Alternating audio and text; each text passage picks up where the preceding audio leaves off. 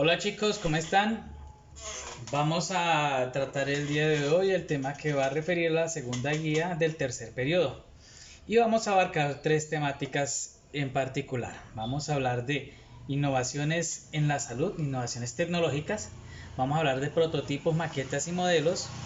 Y vamos a terminar cerrando con el tema de metrología, que es un tema que abarca todos estos aspectos que ya hemos mencionado.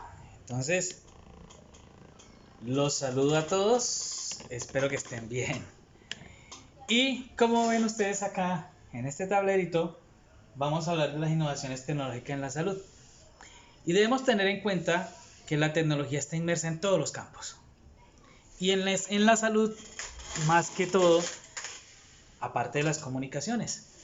Entonces, resulta que nosotros hemos podido ver cómo la tecnología se ha involucrado y ha estado caminando básicamente de la mano con la medicina y han generado una gran cantidad de avances espectaculares en esta ciencia, en la ciencia de la salud.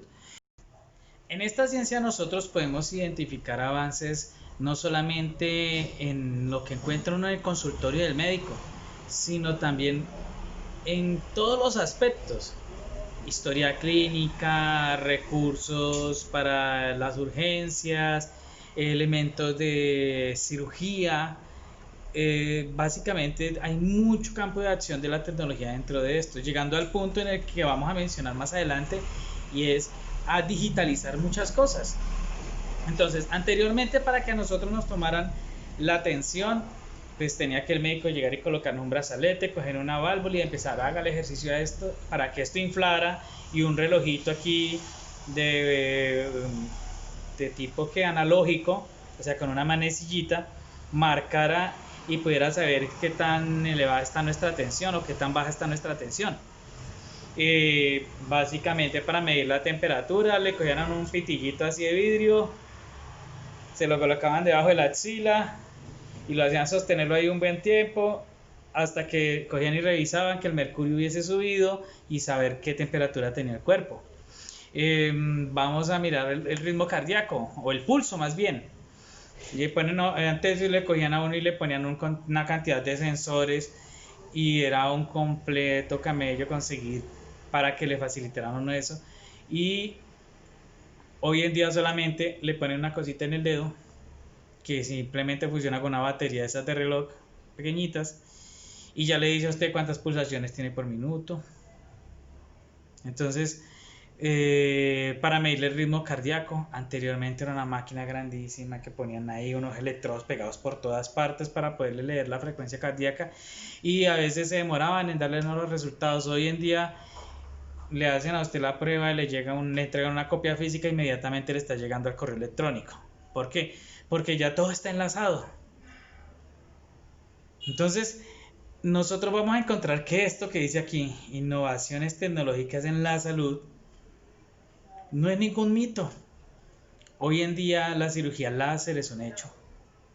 Hoy en día la cirugía de ojos es un hecho a través de un láser. ¿Qué se imaginar un láser en el ojo? Podemos hablar de trasplantes de órganos. Anteriormente se hablaban de muy pocos trasplantes de órganos. Hoy en día casi que trasplanta todo, porque hasta el corazón. Obviamente con unas limitantes debido a las compatibilidades entre los organismos y todo esto, pero casi todo ya se puede trasplantar. Todavía faltan algunos órganos, pero no dudemos que más adelante el avance de la ciencia de la salud llegue a tal punto en el que nosotros podamos determinar que, no, es que me va a cambiar los ojos de color, entonces trasplante de ojos, como de pronto se ve en algunas películas. Entonces hay que tener en cuenta que esto ha logrado evolucionar bastante y que se ha metido mucho dentro de la vida del ser humano y el manejo de su salud.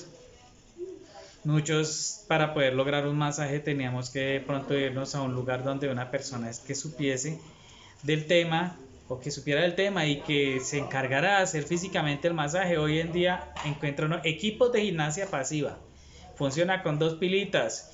Lo conecta usted, se lo pone en el cuerpo con unas plantillitas que se adhieren a la piel, y usted recibe un masaje a las mil maravillas sin moverse de su casa y necesitar que otro lo esté viendo a usted ahí semidesnudo. Entonces fíjense que la evolución tecnológica y la innovación que se ha presentado en la ciencia es muy grande, a llegar al punto en que muchas cosas se están haciendo de forma remota y lo hemos estado viviendo hoy en día a través de esta pandemia que estamos viviendo. Por ejemplo, las consultas médicas, antes el médico, si el paciente no iba, no lo podía atender, no lo medicaba, no le ordenaba nada. Hoy en día el paciente no se mueve de la casa, le ponen frente a la cámara de su teléfono y hacen una videoconferencia, indagan sobre sus síntomas, miran su historia clínica desde la computadora y todo esto, y fácilmente puede llegar a un diagnóstico preliminar, obviamente, el médico, y puede empezar a realizar un inicio de tratamiento, ¿cierto? Y llegamos hasta lo más absurdo. Están pensando hoy en día en montar tecnología, en nanotecnología diminutica, de tal manera que se puedan llevar nanorobots dentro del organismo para hacer tratamientos coronarios, es decir, del corazón, para liberar de obstrucciones, para tratar cánceres y todo esto. Es más, hoy en día las incisiones que se hacían anteriormente, que tenían que abrir medio cuerpo para poder hacer una cirugía, ya no se han convertido en incisiones muy pequeñitas donde entra un dispositivo de fibra óptica con una cámara en la puntica y con unas herramientas muy pequeñas y que controlan de forma remota, ya sea con unas pinzas desde afuera o simplemente desde una computadora. Entonces ya hemos llegado a tal punto que se está planteando, gracias a las redes 5G que han generado mucha polémica en el mundo, el manejo de cirugía remota. Entonces el cirujano puede estar en su consultorio con una computadora y un simulador y maneja las palanquitas de todo eso, y la otra persona está en el quirófano con el robot o con la máquina automatizada y recibiendo las instrucciones de los controles que maneja el doctor, el cirujano, desde donde se encuentre, y está operando.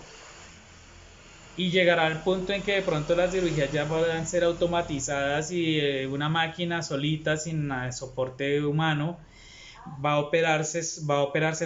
a generar tareas de una cirugía y va a operar a una persona. Va a hacer una cirugía a una persona. Entonces, hasta ese punto vamos. Entonces hay que tener muy en cuenta que los avances tecnológicos que se están presentando en la salud son muy grandes. Entonces, el documento que ustedes observaban en pantalla, voy a girar de nuevo la cámara, que es este. Van a encontrar ustedes 5 innovaciones de la salud con respecto a lo que se proyecta durante lo que queda de este año, ¿no? Esto es un artículo de inicios de año, pero sobre lo que se visionaba. Ah, no, miento, un artículo de inicios de año no, es un artículo del 10 de septiembre. Y ustedes pueden observar que hablan sobre algunas innovaciones. Ustedes van a notar cuando hagan la lectura de la guía que hablan sobre unas innovaciones que uno dice, bueno, eso no está lejos de ser realidad porque hay los elementos, hay las herramientas y la tecnología existe para eso.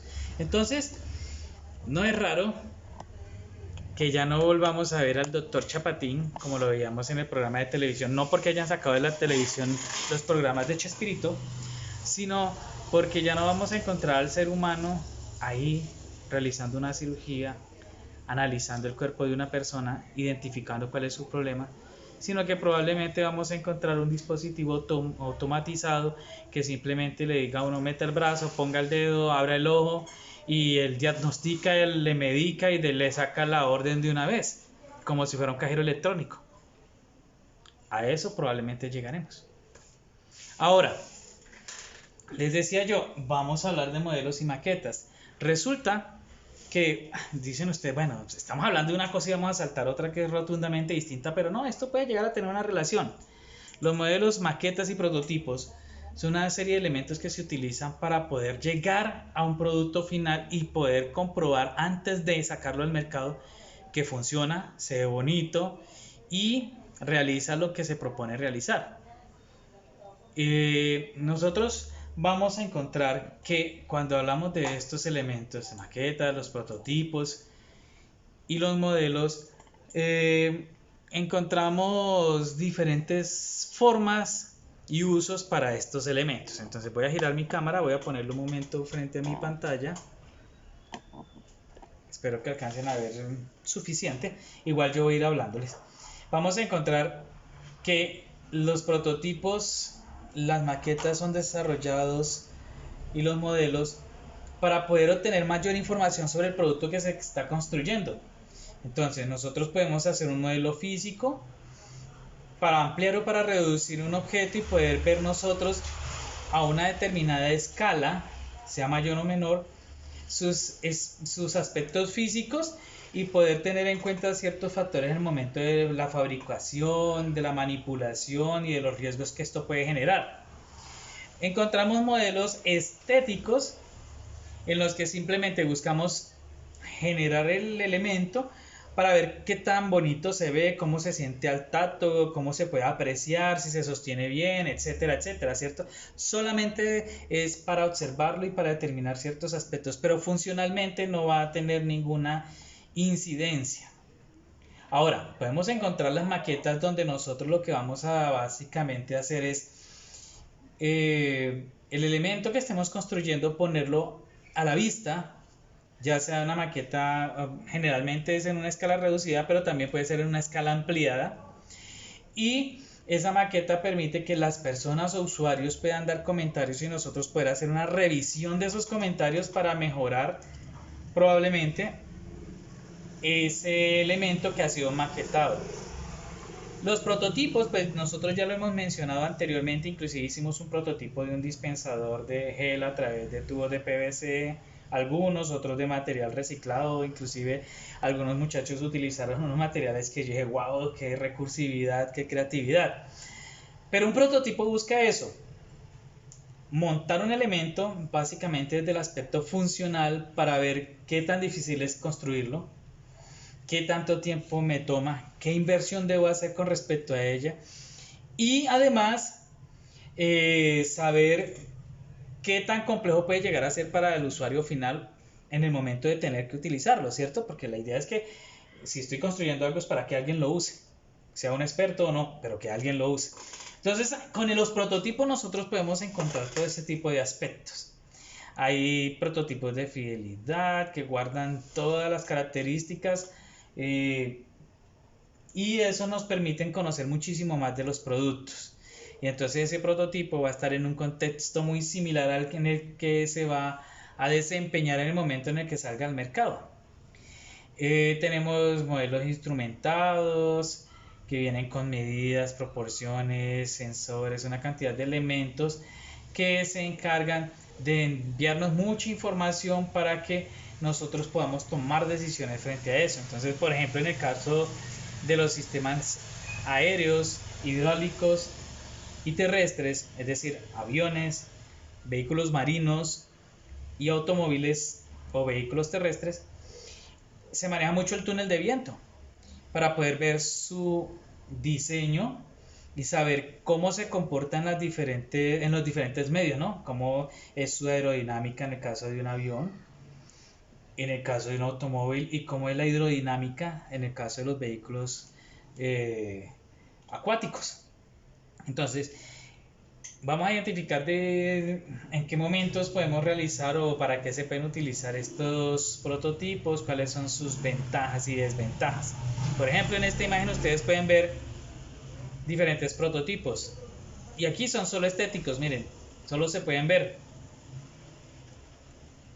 Y puedo decir, bueno, de todos estos, ¿cuál me parece más atractivo y me parece que podría ser más funcional? Entonces dice, no, que me gusta este, no, ese está como feito, no, me gusta este, no, ese tampoco, o no, puede ser este, o puede ser este, y se pueden tomar decisiones frente a todos esos modelos que se ponen a disposición de las personas. Muy bien, muchachos, esto es con respecto a prototipos, modelos, recursos. Resulta que nosotros podemos encontrarnos en muchas ocasiones con muchas cosas de estas, es decir, con prototipos, con modelos y algunos son a escala. Por ejemplo, los que de pronto han tenido la oportunidad de ir al lanzamiento de un proyecto de construcción de vivienda, van a poder darse cuenta que normalmente en esos proyectos tienen las maquetas de los edificios, con las zonas verdes, carritos parqueados, muñequitos, columpios, una serie de cosas que lo hacen ver tan real que uno dice, uy, tan bonito, mire cómo se va a ver esto, fíjese dónde va a quedar el ascensor, cómo va a ser la escalera. Entonces eso acerca a quien va a adquirir la propiedad o quien tiene intenciones o simplemente que va a mirar, a curiosear, de que tenga, digamos que una cercanía a lo que realmente va a ser, obviamente toda una escala reducida, en ese caso del ejemplo que les estoy dando. Pero a veces nosotros nos encontramos con prototipos, por ejemplo, en la Feria Mundial Tecnológica que se hace en Estados Unidos, muchas veces uno encuentra prototipos de androides, por decirlo de alguna manera, es decir, sistemas robóticos, humanoides, perdón, no androides, humanoides, sistemas robóticos humanos que imitan muchos comportamientos del ser humano y uno los ve a escala real y todo esto, uno dice, uy, fue madre, esto se parece mucho. En Japón ustedes consulten por Google, por YouTube, ustedes van a encontrar una gran cantidad de prototipos, inclusive ya hay en el mercado asistentes así, que son robotizados con aspectos de personas. Y algunos se ven muy reales, otros se ven muy plásticos, sí, pero hacia eso están tendiendo. ¿Y qué hacen con todos esos prototipos? Pues los ponen a la visual de las personas para que las personas se den cuenta, escuchan los comentarios, hacen encuestas y todo esto para poderse dar cuenta de si realmente están tratando de resolver el problema que realmente buscan resolver o se está generando más problemas o simplemente no hace ni una cosa ni la otra. Entonces, los prototipos y los modelos nos permiten llegar a ese tipo de cosas. Y pues en el caso de las maquetas, pues más aún, porque yo puedo escalar. Entonces un objeto que puede ser del tamaño de 1 centímetro cuadrado, yo lo puedo incrementar a 1 metro cuadrado en una escala mucho mayor. Y puedo ver detalles que de pronto cuando está así de minúsculo no tengo en cuenta. Así que es súper importante nosotros estar relacionados con este tema y entenderlo un poco. Entonces, relacionemos esto con lo que estábamos hablando antes. Será importante en el caso de la innovación tecnológica frente a la salud, el que se manejen prototipos, el que se hagan modelos, el que se maquetice una herramienta. Entonces, imagínense un bisturí láser con un brazo robotizado, maqueticemos a ver, porque hay que mirar cómo se va a construir y qué forma se le va a dar, ¿cierto? Después hagamos que un prototipo, un modelo, ¿cierto? Entonces hagamos un modelo estético. ¿Cómo lo vamos a hacer para que de pronto la persona que va a estar en cirugía y digamos que probablemente son para cirugías que estén en una anestesia local, no general, que estén observando, no se asuste al ver esa máquina encima, ¿cierto? Que estéticamente sea agradable, llamativo, no ocupes mucho espacio, que miremos que dentro de lo estético esté la asepsia, es decir, la limpieza y la desinfección de esa máquina, que sea fácil de hacer, pero que a su vez también el mantenimiento sea fácil de hacer. Y que después de mirar todos esos aspectos lo pongamos a funcionar en un prototipo real, funcionando en aspectos reales y que todo eso que hemos analizado con los otros aspectos realmente aplique. Es decir, que la máquina funcione, que lo que yo maqueticé, modelé y prototipé realmente esté cumpliendo con el objetivo que estoy buscando. Si no lo está haciendo, entonces hagamos una retroalimentación, miremos, pasemos información, revisemos todo el proceso, volvamos a chequear, hagamos otro modelo, montemos otro prototipo, dándonos pie a otro tema que es la metrología. Ustedes dirán, bueno, pero el profe se está inventando un montón de términos que mejor dicho. ¿Y qué es la metrología? Entonces yo creo que algunos tratarán de deducirlo y por lo menos con la palabra metro, como lo ven acá, ya empezamos a pensar en qué, medidas, ¿cierto? Y es como que la ciencia de las mediciones, algo fundamental. ¿Por qué? Porque la metrología se encarga de estandarizar y de darnos diferentes unidades de medida y elementos de medición para nosotros poder acertar en lo que estamos haciendo. Cuando uno está elaborando, por ejemplo, una fórmula química, usted no puede decir, no, es que voy a agregar una pizquita de ácido de no sé qué. Y resulta que esa pizquita de ácido de no sé qué fue más o fue menos con respecto a lo que realmente necesitábamos dosificar y generó, por decir algo, una combustión que provocó un gas tóxico y ¡prum!, nos envenenamos todos y ahí quedamos. Entonces, es importante la metrología, ¿por qué? Porque miren, aquí lo podemos notar, nos dice, perdón que gire rápidamente la cámara, es la disciplina científica que se encarga o se dedica al análisis de los sistemas de medidas y pesos. Su objeto de estudio son las mediciones de magnitudes y con esto impulsando la trazabilidad para favorecer la normalización.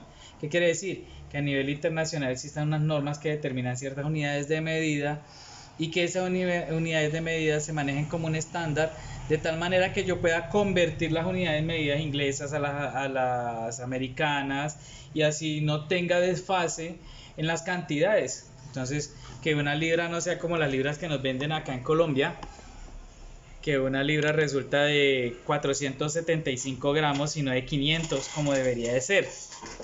Pero le ponen el letrerito, libra de arroz, libra de azúcar.